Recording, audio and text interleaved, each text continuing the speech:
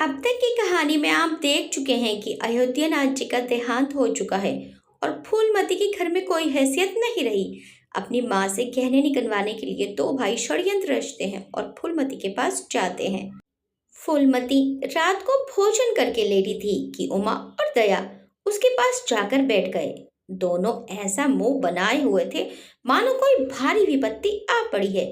फूलमती ने संजक होकर पूछा, तुम दोनों घबराए हुए मालूम होते हो। उमा ने सिर खुजलाते हुए कहा, समाचार पत्रों में लेख लिखना बड़े जोखिम का काम है अम्मा। कितना ही बचकर लिखो लेकिन कहीं न कहीं पकड़ हो ही जाती है। दयानाथ ने एक लेख लिखा था, उस पर 5,000 की जमानत मांगी गई है। अगर कल तक जमा न कर दी गई तो गिरफ्तार हो जाएंगे और 10 साल की सजा ठुक जाएगी। फूलमती ने सिर पीट कर कहा, ऐसी बातें क्यों लिखते हो बेटा? जानते नहीं हो आजकल हमारे ए दिन आए हुए हैं। जमानत किसी तरह टल नहीं सकती। दयानाथ ने अपराधी भाव से उत्तर दिया, मैंने तो अम्मा ऐसी कोई बात नहीं लिखी थी, लेकिन किस्मत को क्या करूं। हाकिम जिला इतना कड़ा है कि जरा भी रियायत नहीं करता। मैंने जितनी दौड़ धूप हो सकती थी वह सब कर ली। तो तुमने कामता से रुपये का प्रबंध करने को नहीं कहा? उमा ने मुंह बनाया। उनका स्वभाव तो तुम जानती हो अम्मा। उन्हें रुपये प्राणों से प्यारे हैं। इन्हें चाहे काला पानी ही हो जाए वह एक पाई नहीं देंगे। दयानाथ ने समर्थन किया, मैंने तो उनसे इसका जिक्र ही नहीं किया। फूलमती ने चारपाई से उठते हुए कहा, चलो मैं कहती हूँ, देगा कैसे नहीं। रुपये इसी दिन के लिए होते हैं कि काट कर रखने के लिए। उमानाथ ने माता को रोक कर कहा, नहीं अम्मा, उनसे कुछ न कहो। रुपये तो ने देंगे, उल्टे और हाय हाय मचाएंगे। उनको अपनी नौकरी की खैरियत मनानी है। इन्हें घर में रहने भी न देंगे। अफसरों से जाकर खबर कर दे तो आश्चर्य नहीं। फूलमती ने लाचार होकर कहा, तो फिर जमानत का क्या प्रबंध करोगे? मेरे पास तो कुछ नहीं है। हाँ, मेरे गहने हैं, इन्हें ले जाओ। इन्हें गिरो रखकर जमानत दे दो और आज से कान पकड़ो कि किसी पत्र में एक शब्द भी नहीं लिखोगे। दयानाथ कानों पर हाथ रखकर बोला, ये तो नहीं हो सकता अम्मा कि तुम्हारे जेवर लेके मैं अपनी जान बचाऊं। 10-5 साल की कैद ही तो होगी, झेल लूंगा। यही बेटा बेटा क्या कर रहा हूं। फूलमती छाती पीटते हुए बोली, कैसी बातें मुंह से निकालते हो बेटा? मेरे जीते जी तुम्हें कौन गिरफ्तार कर सकता है? उसका मुंह झुलस दूंगी। गहने इसी दिन के लिए हैं या किसी और दिन के लिए? जब तुम ही न रहोगे तो गहने लेकर क्या मैं आग में झोंकूंगी? उसने पिटारी लाकर उसके सामने रख दी। दया ने उमा की ओर जैसे फरियाद की आंखों से देखा और बोला, आपकी क्या राय है भाई साहब? इसी मारे में कहता था अम्मा को बताने की जरूरत नहीं, जेल ही तो हो जाती या कुछ और। उमा ने जैसे सिफारिश करते हुए कहा, ये कैसे हो सकता था कि इतनी बड़ी वारदात हो जाती और अम्मा को खबर न होती? मुझसे ये नहीं हो सकता था कि सुनकर पेट में डाल लेता। मगर अब करना क्या चाहिए ये मैं खुद निर्णय नहीं कर सकता। न तो यही अच्छा लगता है कि तुम जेल जाओ और न यही अच्छा लगता है कि अम्मा के गहने गिरो रखे जाएं। फूलमती ने व्यथित कंठ से पूछा, क्या तुम समझते हो मुझे गहने तुमसे ज्यादा प्यारे हैं? मैं तो प्राण तक तुम्हारे ऊपर न्योछावर कर दूं। गहनों की बिसाती क्या है? दया ने दृढ़ता से कहा, अम्मा तुम्हारे गहने तो न लूंगा, चाहे मुझ पर कुछ ही क्यों ना आ पड़े। अब तक तुम्हारी कुछ सेवा न कर सका तो किस मुंह से तुम्हारे गहने उठा ले जाऊं? मुझ जैसे कपूत को तो तुम्हारी कोख से जन्म ही नहीं लेना चाहिए था।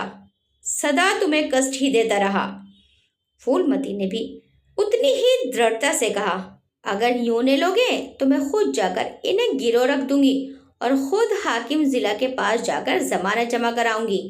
अगर इच्छा हो तो ये परीक्षा भी ले लो। आंखें बंद हो जाने के बाद क्या होगा भगवान जाने, लेकिन जब तक जीती हूं तुम्हारी और कोई तिरछी आंखों से देख नहीं सकता। उमानाथ ने मानो माता पर एहसान रख कर कहा, अब तो तुम्हारे लिए कोई रास्ता नहीं रहा दयानंद। क्या हर्जे, ले लो, मगर याद रखो ज्यों ही हाथ में रुपया आ जाए गहने छुड़ाने पड़ेंगे। सच कहते हैं मातृत्व दीर्घ तपस्या है। माता के सिवाय इतना स्नेह और कौन कर सकता है? हम बड़े अभागे हैं कि माता के प्रति जितनी श्रद्धा रखनी चाहिए उसका शतांश भी नहीं रखते। दोनों ने जैसे बड़े धर्म संकट में पड़कर गहनों की पिटारी संभाली और चलते बने। माता वात्सल्य भरी आंखों से उनकी ओर देख रही थी और उसकी संपूर्ण आत्मा का आशीर्वाद जैसे उन्हें अपनी गोद में समेट लेने के लिए व्याकुल हो रहा था। आज कई महीनों के बाद उसके भग्न मातृ हृदय को अपना सरसव अर्पण करके जैसे आनंद की विभूति मिली। उसकी स्वामिनी कल्पना इसी त्याग के लिए, इसी आत्मसमर्पण के लिए जैसे कोई मार्ग ढूंढती रहती थी। अधिकार या लोभ या ममता की गंध वहां तक न थी। त्याग ही उसका आनंद और त्याग ही उसका अधिकार है। आज अपना खोया हुआ अधिकार पाकर, अपनी सिरजी हुई प्रतिमा पर अपने प्राणों की भेंट करके वे निहाल हो गई। 3 महीने और गुजर गए। माँ के गहनों पर हाथ साफ करके चारों भाई उसकी दिलजोई करने लगे थे। अपनी स्त्रियों को भी समझाते थे कि उसका दिल न दुखाए। अगर थोड़े से शिष्टाचार से उसकी आत्मा को शांति मिलती है तो इसमें क्या हानि है। चारों करते अपने मन की, पर माता से सलाह ले लेते या ऐसा जाल फैलाते कि वे सरला उनकी बातों में आ जाती और हर एक काम में सहमत हो जाती।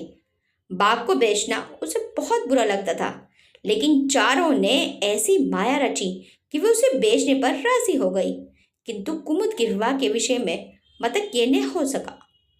माँ पंडित मुरारी लाल पर जमी हुई थी। लड़के दीनदयाल पर अड़े हुए थे। एक दिन आपस में कलह हो गई। फूलमती ने कहा, माँ बाप की कमाई में बेटी का हिस्सा भी है। तुम्हें 16,000 का एक बाग मिला, 25,000 का एक मकान, 20,000 नगद में, क्या 5,000 भी कुमुद का हिस्सा नहीं है। कामता ने नम्रता से कहा, अम्मा, कुमुद आपकी लड़की है तो हमारी बहन है। आप 2-4 साल में प्रस्थान कर जाएंगी, पर हमारा और उसका बहुत दिनों तक संबंध रहेगा। तब तक यथाशक्ति कोई ऐसी बात नहीं करेंगे जिससे उसका अमंगल हो। लेकिन हिस्से की बात कहती हो तो कुमुद का हिस्सा कुछ नहीं। दादा जीवित थे तब और बात थी। वह उसके विवाह में जितना चाहते खर्च करते, कोई उनका हाथ नहीं पकड़ सकता था। लेकिन अब तो हमें एक एक पैसे की किफायत करनी पड़ेगी। जो काम 1,000 में हो जाए उसके लिए 5,000 खर्च करना कहाँ की बुद्धिमानी है। उमानाथ ने सुधारा, 5,000 क्यों, 10,000 कहिए। कामता ने भव्य सिकोड़ कर कहा, नहीं, मैं 5,000 ही कहूँगा। एक विवाह में 5,000 खर्च करने की हमारी हैसियत नहीं है। फूलमती ने जिद पकड़कर कहा, विवाह तो मुरारी लाल के पुत्र से ही होगा। 5,000 खर्च हो चाहे 10,000, मेरे पति की कमाई है। मैंने मर मर कर जोड़ा है, अपनी इच्छा से खर्च करूंगी। तुम्ही ने मेरी कोख से नहीं जन्म लिया, कुमुद भी उसी कोख से आई है। मेरी आंखों में तुम सब बराबर हो। मैं किससे कुछ मांगती नहीं। तुम बेटे तमाशा देखो, मैं सब कुछ कर लूंगी। 20,000 में 5,000 कुमुद का है। कामतानाथ को अब कड़वे सत्य की शरण लेने के सिवा और कोई मार्ग नहीं रहा। बोला, अम्मा, तुम बरबस बात बढ़ाती हो। जिन रुपयों को तुम अपना समझती हो वे तुम्हारे नहीं है। तुम हमारी अनुमति के बिना उनमें से कुछ नहीं खर्च कर सकती। फूलमती को जैसे सर्प ने डस लिया। क्या कहा, फिर तो कहना। मैं अपने ही संचय रुपये अपनी इच्छा से नहीं खर्च कर सकती। वे तुम्हारे रुपये नहीं रहे, हमारे हो गए। तुम्हारे होंगे लेकिन मेरे मरने के पीछे नहीं। दादा के मरते ही हमारे हो गए। दयानंद ने बेहयाई से कहा, अम्मा, कानून कायदा तो जानती नहीं, नाहक उछलती हैं। फूलमती क्रोध विहल रोकर बोली, भाड़ में जाए तुम्हारा कानून। मैं ऐसे कानून को नहीं जानती। तुम्हारे दादा ऐसे कोई धन्ना सेठ नहीं थे। मैंने ही पेट और तन काट कर यह गृहस्थी जोड़ी है। नहीं, आज बैठने की छां नहीं मिलती। मेरे जीते जी तुम मेरे रुपये छू नहीं सकते। मैंने 3 भाइयों के विवाह में 10-10 हजार रुपये खर्च किए हैं। वही मैं कुमुद के विवाह में भी खर्च करूंगी। कामतानाथ भी गर्म पड़ा। आपको कुछ भी खर्च करने का अधिकार नहीं है। उमानाथ ने बड़े भाई को डांटा। आप खाम खामे अम्मा के मुंह लगते हैं भाई साहब। मुरारी लाल को पत्र लिख दीजिए कि तुम्हारे यहाँ कुमुद का विवाह नहीं होगा। बस छुट्टी हुई। कायदा कानून तो जानते नहीं, व्यर्थ की बहस करती हैं। फूलमती ने सहमित स्वर में कहा, अच्छा, क्या कानून है, जरा मैं भी सुनूं। उमा ने निरीह भाव से कहा, कानून यही है कि बाप के मरने के बाद जायदाद बेटों की हो जाती है। माँ का हक केवल रोटी कपड़े का है। फूलमती ने तड़प कर पूछा। किसने ये कानून बनाया है? उमा शांत स्थिर स्वर में बोला। हमारे ऋषियों ने, महाराज मनु ने, और किसने? फूलमती एक क्षण अवाक रहकर आहत कंठ से बोली। तो इस घर में मैं तुम्हारे टुकड़ों पर पड़ी हुई हूं? उमानाथ ने न्यायाधीश की निर्ममता से कहा। तुम जैसा समझो।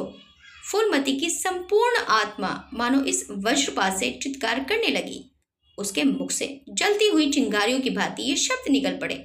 मैंने घर बनवाया, मैंने संपत्ति जोड़ी, मैंने तुम्हें जन्म दिया, पाला, और आज मैं इस घर में गैर हूं।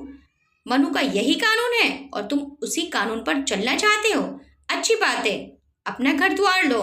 मुझे तुम्हारी आश्रिता बनकर रहना स्वीकार नहीं। इससे कहीं अच्छा है कि मैं मर जाऊं। वहां रे अंधेर, मैंने पेड़ लगाया और मैं उसकी छां में खड़ी नहीं हो सकती। अगर यही कानून है तो इसमें आग लग जाए। चारों युवक पर माता के इस क्रोध और आतंक का कोई असर न हुआ। कानून का फौलादी कवच उनकी रक्षा कर रहा था। इन कांटों का उन पर क्या असर हो सकता था?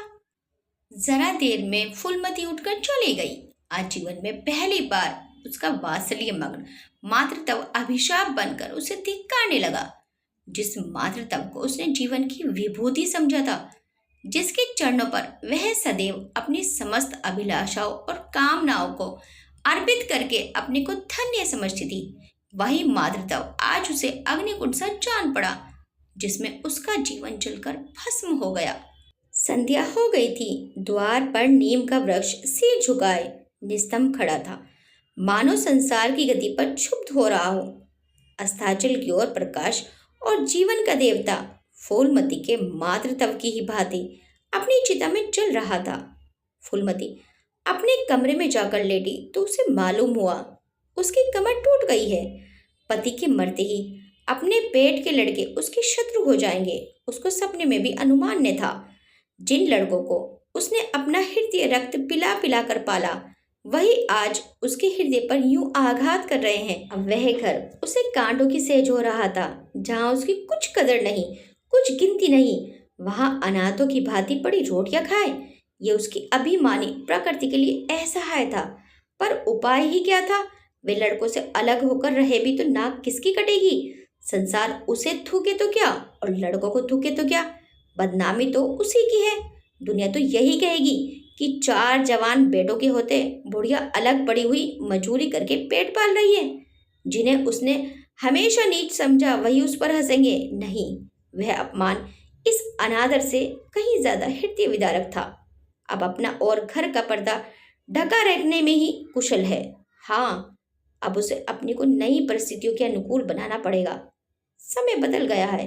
अब तक स्वामिनी बनकर रही, अब लोनी बनकर रहना पड़ेगा। ईश्वर की यही इच्छा है। अपने बेटों की बातें और लाते, गैरों की बातें और लातों की अपेक्षा फिर भी गनीमत है। वह बड़ी देर मुंह ढांपे अपनी दशा पर रोती रही। सारी रात इसी आत्मवेदना में कट गई। शरद का प्रभाव डरता डरता उषा की गोद से निकला, जैसे कोई कैदी छिपकर जेल से भाग आया हो। फूलमती अपने नियम के विरुद्ध आज तड़के ही उठी। रात भर में उसका मानसिक परिवर्तन हो चुका था। सारा घर सो रहा था और वह आंगन में झाड़ू लगा रही थी।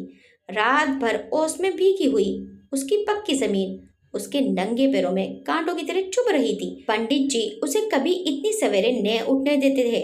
शीत उसके लिए बहुत हानिकारक था, पर अब वे दिन नहीं रहे। प्रकृति उसको भी समय के साथ बदल देने का प्रयत्न कर रही थी। झाड़ू से फुर्सत पाकर उसने आग जलाई और चावल दाल की कंकड़ियां चुनने लगी। कुछ देर में लड़के जागे, बहुएं उठी। सभी ने बुढ़िया को सर्दी से सिकुड़े हुए काम करते देखा, पर किसी ने यह नहीं कहा कि अम्मा क्यों हलकान होती हो। शायद सब के सब बुढ़िया के इस मान मर्दन पर प्रसन्न थे। आज से फूलमती का यही नियम हो गया कि जी तोड़ घर का काम करना और अंतरंग नीति से अलग रहना।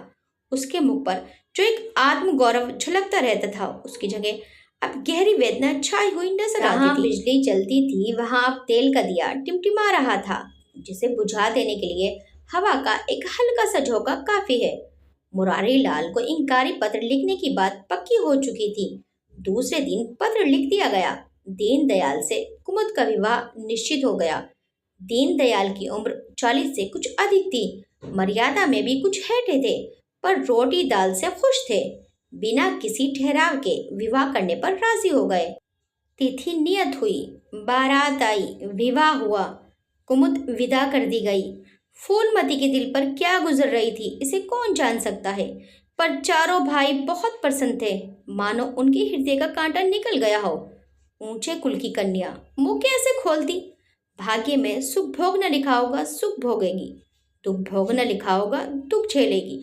हरी इच्छा बेकसों का अंतिम अवलंब है। घर वालों ने जिससे विवाह कर दिया उसमें हजारे वो, तो भी वे उसका उपासी, उसका स्वामी है। प्रतिरोध उसकी कल्पना से परे था। फूलमती ने किसी काम में दखल नहीं दिया। कुमुद को क्या दिया गया, मेहमानों को कैसे सत्कार किया गया, किसके यहाँ से नेवते में क्या आया, किसी बात से भी उसे सरोकार न था। उससे कोई सलाह भी ली गई तो यही कहा, बेटा तुम लोग जो करते हो अच्छा ही करते हो, मुझसे क्या पूछते हो। जब कुमुद के लिए द्वार पर डोली आ गई और कुमुद माँ के गले लिपट कर रोने लगी, तो वे बेटी को अपनी कोठरी में ले गई और जो कुछ 150 रुपए और 2-4 मामूली गहने उसके पास बच रहे थे बेटी के आंचल में डाल कर बोली, बेटी मेरी तो मन की मन में रह गई, नहीं तो क्या आज तुम्हारा विवाह इस तरह होता और तुम इस तरह विदा की जाती। आज तक फूलमती ने अपने गहनों की बात किसी से ने कही थी। लड़कों ने उसके साथ जो कपट व्यवहार किया था, इसे चाहे अब तक न समझी हो, लेकिन इतना जानती थी कि गहने फिर न मिलेंगे और मनोमालिन्य बढ़ाने के अलावा कुछ हाथ न लगेगा। लेकिन इस अवसर पर उसे अपनी सफाई देने की जरूरत मालूम हुई। कुमुद ये भाव मन में लेकर जाए कि अम्मा ने अपने गहने बहुओं के लिए रख छोड़े, इसे वह किसी तरह सहन न कर सकती थी, इसीलिए वह उसे अपनी कोठरी में ले गई थी। लेकिन कुमुद को पहले ही इस कौशल की ठोक मिल चुकी थी। उसने गहने और रुपये आंचल से निकालकर माता के चरणों में रख दिए और बोली, अम्मा मेरे लिए तुम्हारा आशीर्वाद लाखों रुपयों के बराबर है। तुम इन चीजों को अपने पास रखो, न जाने अभी तुम्हें किन विपत्तियों का सामना करना पड़े। फूलमती कुछ कहना ही चाहती थी कि उमानाथ ने आकर कहा, क्या कर रही है कुमुद, चल जल्दी कर, शायद टली जाती है, वे लोग हाय हाय कर रहे हैं, फिर तो 2-4 महीने में आएगी ही, जो कुछ लेना देना हो ले लेना। फूलमती के घाव पर जैसे मनो नमक पड़ गया, बोली, मेरे पास अब क्या है भैया जो इसे मैं दूंगी, जाओ बेटी, भगवान तुम्हारा सुहाग अमर करे। कुमुद विदा हो गई। फूलमती पछाड़ खाकर गिर पड़ी। जीवन की लालसा नष्ट हो गई। फूलमती का कमरा घर में सब कमरों से बड़ा और हवादार था। कई महीनों से उसने बड़ी बहू के लिए खाली कर दिया था और खुद एक छोटी सी कोठरी में रहने लगी, जैसे कोई भिखारी न हो। बेटे और बहुओं से अब उसे जरा भी स्नेह न था। वह अब घर की लोंडी थी। घर के किसी प्राणी, किसी वस्तु, किसी प्रसंग से उसे प्रयोजन न था। वह केवल इसलिए जीती थी कि मौत ने आती थी। सुख या दुख का अब उसे लेश मात्र भी ज्ञान न था। उमानाथ का औषधालय खुला, मित्रों की दावत हुई, नाच तमाशा हुआ, दयानाथ का प्रेस खुला, फिर जलसा हुआ, सीतानाथ को वजीफा मिला और विलायत गया, फिर उत्सव हुआ, कामतानाथ के बड़े लड़के का यज्ञोपवीत संस्कार हुआ, फिर धूमधाम हुई। लेकिन फूलमती के मुख पर आनंद की छाया तक न आई। कामतानाथ टाइफाइड में महीने भर बीमार रहा और मरकर उठा। दयानाथ ने अब की अपने पत्र का प्रचार बढ़ाने के लिए वास्तव में एक आपत्तिजनक लेख लिखा और 6 महीने की सजा पाई। उमानाथ ने एक फौजदारी के मामले में रिश्वत लेकर गलत रिपोर्ट लिखी और उसकी सनद छीन ली गई, पर फूलमती के चेहरे पर रंज की परछाई तक न पड़ी। उसके जीवन में अब कोई आशा, कोई दिलचस्पी, कोई चिंता न थी। बस पशुओं की तरह काम करना और खाना, यही उसकी जिंदगी के 2 काम थे। जानवर मारने से काम करता है पर खाता मन से है। फूलमती बेकहे काम करती थी पर खाती थी विष के कोर की तरह।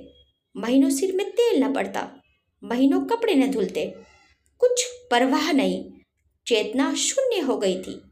सावन की झड़ी लगी हुई थी, मलेरिया फैल रहा था। आकाश में मटियाले बादल थे, जमीन पर मटियाला पानी। आर्द्र वायु शीत ज्वर और श्वास का वितरण करती फिरती थी। घर की मेहरी बीमार पड़ गई। फूलमती ने घर के सारे बर्तन मांजे, पानी में भीग भीग कर सारा काम किया, फिर आग जलाई और चूल्हे पर पतीलियां चढ़ा दी। लड़कों को समय पर भोजन मिलना चाहिए। सहसा उसे याद आया, कामतनाथ नल का पानी नहीं पीते। उसी वर्ष में गंगा जल लाने चली। कामतनाथ ने पलंग पर लेटे लेटे कहा, रहने दो अम्मा, मैं पानी भर लाऊंगा। आज मेहरी खूब बैठ रही। फूलमती ने मटियाले आकाश की ओर देखकर कहा, तुम भीग जाओगे बेटा, सर्दी हो जाएगी। कामतनाथ बोले, तुम भी तो भीग रही हो, कहीं बीमार न पड़ जाओ। फूलमती निर्मम भाव से बोली, मैं बीमार न पड़ूंगी, मुझे भगवान ने अमर कर दिया है। ओमनाथ भी वहीं बैठा हुआ था। उसके औषधालय में कुछ आमदनी न होती थी, इसलिए बहुत चिंतित था। भाई भावज की मुंह देखी करता रहता था। बोला, जाने भी तो भैया, बहुत दिनों भगों पर राज कर चुकी हैं, उसका प्रायश्चित तो करने दो इनको। गंगा भरी हुई थी जैसे समुद्र हो, क्षितिज के सामने के कुल से मिला हुआ था। किनारों के वृक्षों की केवल फुनगियां पानी के ऊपर रह गई थी। घाट ऊपर तक पानी में डूब गए थे। फूलमती कलसा लिए नीचे उतरी, पानी भरा और ऊपर जा रही थी कि पांव फिसला, संभल न सकी, पानी में गिर पड़ी। पल भर हाथ पांव चलाए, फिर लहरें उसे नीचे खींच ले गई। किनारे पर दो चार पंडे चिल्लाए, अरे दौड़ो, बुढ़िया डूबी जाती है। दो चार आदमी दौड़े भी, लेकिन फूलमती लहरों में समा गई थी। उन बल खाती हुई लहरों में जिन्हें देखकर ही हृदय कांप उठता था। एक ने पूछा, ये बुढ़िया कौन थी? अरे वही, पंडित अयोध्यानाथ की विधवा है। अयोध्यानाथ तो बड़े आदमी थे। हाँ थे तो, पर इसके भाग्य में ठोकर खाना लिखा था। उनके तो कई लड़के बड़े बड़े हैं और सब कमाते हैं। हाँ सब हैं भाई, मगर भाग्य भी तो कोई वस्तु है। और इस तरह ये कहानी यही खत्म हो जाती है। आपको ये कहानी कैसी लगी हमें कमेंट करके ज़रूर बताइएगा। वीडियो चलेगी तो वीडियो को लाइक शेयर सब्सक्राइब करना मत भूलिएगा। मिलते हैं नेक्स्ट टाइम एक अच्छी सी कहानी के साथ। Till then bye bye.